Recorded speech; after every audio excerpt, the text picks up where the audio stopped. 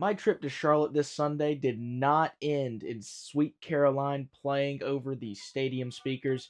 It ended in a 40-9 loss to the Buffalo Bills in a game where the Panthers just got completely outdueled. Hot off a 3-game winning streak and undefeated record at home, Bills come to town, riding a 2-game losing streak off their bye, and Sean McDermott makes it 9-0 after the bye in his career. The Bills just come in and take care of business. So let's get into why the Panthers lost this game and what everybody's talking about, Andy Dalton. Andy Dalton at this point looks genuinely unplayable as a starting quarterback in the NFL. I mean, to say the least, he looked awful in this game. 3 turnovers, 2 fumbles that got knocked out from behind of him, and an interception where former Panther Shaq Thompson just completely knew the play, let AJ Epineza know that it was a screen. The entire stadium knew that check was to a screen. AJ Epineza picks it off and nearly takes it back for a pick six. 17 points off of turnovers and even more just left on the field. I mean, for example, that 2-minute drive at the end of half, he takes a sack and does not allow the field goal unit to get on with enough time to make a decent kick at the end of the half. Andy was sacked 7 times in this game, and a part of that was the offensive line play, which the Bills had a good pass rush in this game, but I think a lot of it came from Andy Dalton just being so indecisive, holding the ball for so long, and trying to play hero ball in a game where he should have never had to play hero ball. This game is so much closer if Andy just does the bare minimum and does not turn the ball over. At least 6 points alone in the red zone were given up because of a fumble and that sack at the end of the half. Andy said it best himself in a post-game press conference, saying he did not give the team a chance to win this ball game. And I mean, the thing is, there was some gems sprinkled into this. He was making some good throws downfield, but those downfield throws were always just followed by some sheer stupidity that you should not get by an NFL player with the amount of experience that he has.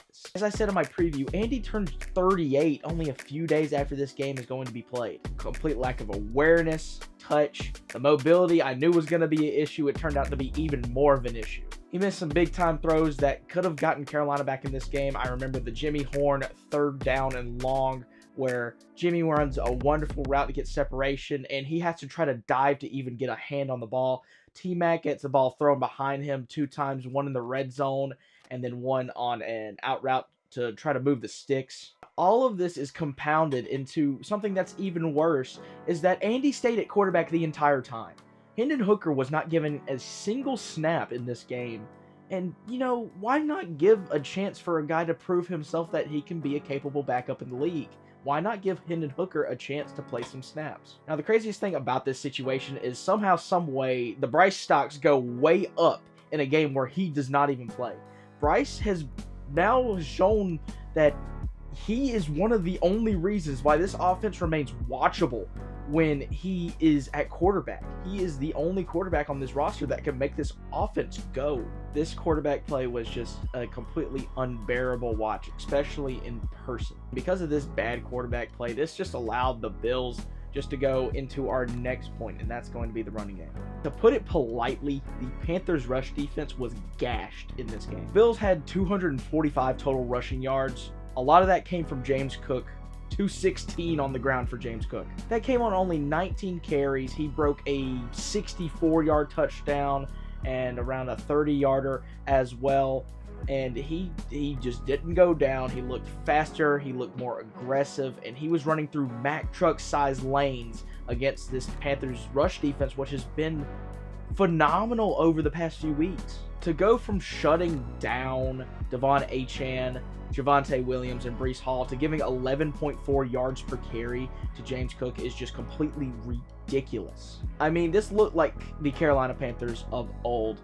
The edge group looked really bad setting the edge. The linebackers, from what I saw, did not feel well. There were so many cutback gaps, and the Bills ran outside zone so many times. And it's either James Cook would get to the outside or he would cut it back. Either way, he's getting 7-8 yards each time with a chance to break free because guys can't bring him down on first contact, or there's holes that are wide open that he could just plow through. To put it into one word, unstoppable. That was the Bills' rushing offense today. And that is juxtaposed right next to a rushing offense that was not allowed to get going in the Carolina Panthers. Again, Dave Canales goes with the one drive off, one drive on approach with this running back group. And it's starting to cause some problems, in my opinion. These guys cannot get momentum. When they do, they come out. And when you get behind in games, the guys who you need to get carries do not get carries because you're having to pass with Andy Dalton. And Andy Dalton's throwing the ball away. And you have no time on the clock. And you're down multiple scores. You are not allowed to run the football. For the limited touches they had, they did have 114 rushing yards. A lot of that came from Rico Dowdle, who yet again had more yards than Chuba Hubbard, was more efficient than Chuba Hubbard, but this week he had less carries than Chuba Hubbard. I mean, it's obvious at this point. Rico needs to start. I love what Chuba has done for this team, but at this point, Rico needs to start, and he needs to get the majority of carries. This rotation needs to move away from a one drive each style to just going with who is ready and getting guys fresh looks constantly on the same drive. Rico just runs harder. He runs more aggressive. He runs better. Chuba is running way too patient. He's not hitting the hole hard, and he's not hitting the gaps that Rico's hitting where he will just break through. He will fight forward for more yards. Now, of course, you wonder how much this game changes if Bryce Young is allowed to play, how much it affects both the passing game, but I think even more the run game, because I don't think Bryce Young forces this game in a position where it just gets away and the Panthers are forced to just try and make a comeback effort from the second quarter on. Hopefully this rushing offense can go back to normal once Bryce is on the field, but still, if you're going to have a backup quarterback, your rushing attack needs to be a big part of your offense. Now moving to the third point that I had in the preview, and that was the home environment. Home environment, that's laughable. You're wrong if you call this even a neutral site game. This was a Bills home game. This was easily a Bills home game. 5-1 at least. Borderline 10-1 Bills to Panthers fans at this game. Completely embarrassing.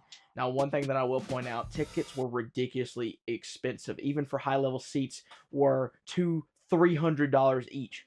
It's completely ridiculous. The resale market goes completely crazy because of these big players playing in these games, and it goes even crazier because the Panthers were on their winning streak. But somehow, some way, when the Panthers are on a 3-game winning streak, where they have won 3 in a row at home this season, they have their worst home showing yet in terms of attendance by Panthers fans. And I tell you what, it sucks. It sucks to sit there surrounded by opposing fans that just heckle you the entire game. And heck, they deserve to do it. They're up. Their team is winning. They have more people just like them around them. Why not do it? I knew the Bills fans would travel well. They always do. I did not expect it to the point that it was here. This showcase was laughable. It was embarrassing. You cannot have this happen at your home stadium. Now, to my last point, Josh Allen, it's really weird how this game played out. Of course, just because of how good James Cook was in this game and how good their rushing attack was. Josh Allen looked off. It was very weird. He was missing weird throws. He was trying to play hero ball where it really wasn't needed. He was sacked 2 times because of him just holding on to the ball where I really don't think it was needed. I mean, he was 12 for 19, 163 yards. He had less passing yards than Andy Dalton, but he didn't really need to, do more than that. He did have 3 touchdowns in this game. 2 were on sneaks set up by either their defense or their running game. And the other one was a touchdown pass to Khalil Shakir where Nick Scott just completely whiffed a tackle, and Khalil Shakir made Shaw Smith-Wade just look stupid because he had no leverage to make the tackle and just jukes him out and gets into the end zone. The Panthers did not see MVP Josh Allen in this game, and they still lost by over 30 points. Maybe something that could have helped that would have been the pressure. As I said, they did have 2 sacks. One was Trevin Wallace on a blitz, and the other one was when Josh Allen just held on to the ball entirely too long. I believe it was DJ Wanham and Nick Scorton who combined on that. But aside from that, there was no pressure. Absolutely no pressure. Josh Allen did have limited dropbacks just because of how good the running game was, but no pressure. Again, this is an obvious trend, and as the depth seems to dry up, it doesn't look bright for this pass rush. Overall, the pass defense didn't look too bad. Again, there was no real big plays aside from the Khalil Shakir play, which was more on tackling, not the pass defense.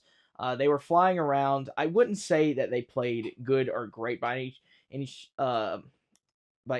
measure, but they looked okay. They looked passable.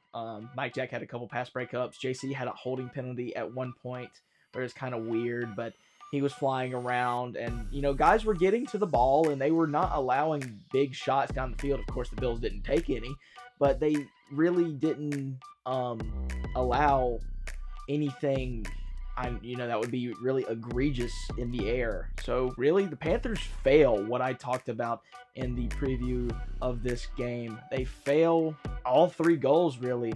Even though technically they may get the first one, Andy Dalton only had 24 attempts, but still, he was forced to play hero ball, and he got behind quick. He made a lot of stupid plays, so they'll fail on that end. They did not stop the run, did not get the running game going to the extent that they needed to, so they'll fail that one. And then Josh Allen was not taken away. He was, no turnovers, nothing really. This is really just a fall back down to earth for this team as they're ready to go into the gauntlet of their schedule. But this game is so weird to talk about because the Panthers don't have their starting quarterback, and the quarterback play was such a vital part of the Bills winning this game.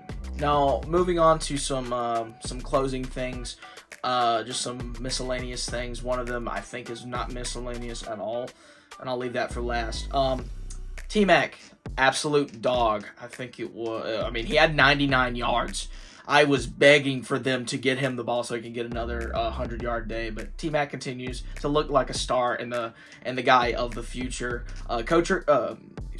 Coker got his first catches of the year, caught 3 balls today, looked very shifty, was getting open and had separation during this game, made some clutch catches on some third downs, and he looked like the Jalen Coker of old, ready to see what he can do next week at Green Bay, hopefully with Bryce Young back at quarterback. Ryan Fitzgerald missed 2 kicks in this game. One was in the 40-ish yard range, I think. I can't remember how long the one right before half was, but he missed that. I'm not sure if they were able to switch it for a kicking ball, but he was rushed onto the field and he missed it left. And then he later missed a PAT in this game. As long as this doesn't become a habit, this shouldn't be too much or cause too much concern, but still, you don't like a guy missing PATs. You would love to see him hit that kick under pressure with the fire drill right at the end of half, but yeah, Fitzgerald, 2 missed kicks. It is what it is in that type of game. And now moving to the most gutting part of what happened this Sunday. The injuries. Mainly on the offensive line, but a couple of other guys were hurt. Talk about the other guys right now. Derek Brown, I've seen somewhere throughout the media that he says he's okay. It was a knee. I saw him go to the sideline with the trainers. They pulled up the injury tent. He waved them to put it back down. He didn't go into the injury tent. Trevin Wallace was evaluated for a concussion. He passed. He also said he had a stinger in his shoulder, so that may be something. Trevin Wallace is absolutely vital to this defense. He's been having a great year, in my opinion, for a second-year linebacker who's developmental. So that one kind of stank a little bit. Aside from those 2 guys, I can't really remember if there were any other people that came out aside from this group that I'm about to talk about, and that's the offensive line. One of these genuinely hurt my soul, and I'm, of course, talking about Brady Christensen. Confirmed to have a ruptured Achilles. He is going to be done for the year. And Brady Christensen, it's a weird thing with me and Brady Christensen. He's kind of like an inside joke with me and my friend group because he's just, he's got a little bit of a funny name or something like that. Or it's just more, this is a guy that I've watched his entire career play out in front of my eyes. Watched him as a mid-round draft pick, just looked at him and like, let's give this guy his shot while Matt Rule was still here. I watched him play and I'm like, this guy can end up being something. And he's so in and out. He's plug and play. And this season when Robert Hunt gets out, he gets thrown in at right guard and he starts playing some great ball. And he starts playing, some really stationary ball to where this team shouldn't have a problem with him at right guard. And that's why it hurts me when he is really playing the best football of his career just to have it taken away from him due to a freak injury that he can't control. I really just had to sit back in my seat, put a towel over my head and just, sit there with my hands on my head like this and just, almost stop myself from shedding a tear. This one really hurt. This one did not feel good at all. And it was at a point where this game was already lost. And this one hurt. Moving over to Christensen's left, Cade Mays left this game with what ended up being an ankle, I believe. He did not return after he went out. I believe this was in the third quarter. So sometime Corbett comes in, ends up, doing Corbett things. It's weird. He didn't have these snap issues. He had one bad snap in this game, which at the NFL level is one too many. But he didn't have these snap issues, I don't believe, over the past few seasons. It's really weird. Then moving over to our franchise right tackle, Taylor Moton had a knee injury. Oh, back to Cade Mays. I saw somewhere that talking to the media, he said that he feels okay physically, and hopefully we learn by Wednesday if he's going to be good for Green Bay, which we need as many guys as possible ready for Green Bay. But as I was saying, Taylor Moton leaves this game at half, does not dress for half with a supposed knee injury. I have not seen anything about this. It is crucial that this is not a serious injury. Like, Josh Nijman can, plug and play when he has to. I genuinely do not know what happens if Taylor Moton is out for an extended period of time when it comes to the depth of this offensive line. I'm a guy who prides himself out of knowing all of these players as they play. I genuinely cannot tell you who came in at right guard when Brady Christensen went out. This group is so beat up. It's so inexperienced. It's a group that just hasn't played with each other. And now when I thought they were in a good spot in terms of chemistry, it is ripped away by the injury bug. And going into a Packers defense, which is absolutely ferocious against the pass, it just can't happen. So that's really all I have written down in my notes here. I hope I didn't miss anything. Again, it's a little bit more difficult for me to hold on to information as much as if I watch it on the old TV right here than when I go into Charlotte. And so I hope I didn't really miss anything. But I want to thank you for watching as we get ready for the Green Bay game, which I will preview later this week. Panthers will head to Lambeau on Sunday, looking to get back above 500 after falling to 4-4. Again, thank you for watching. Keep pounding.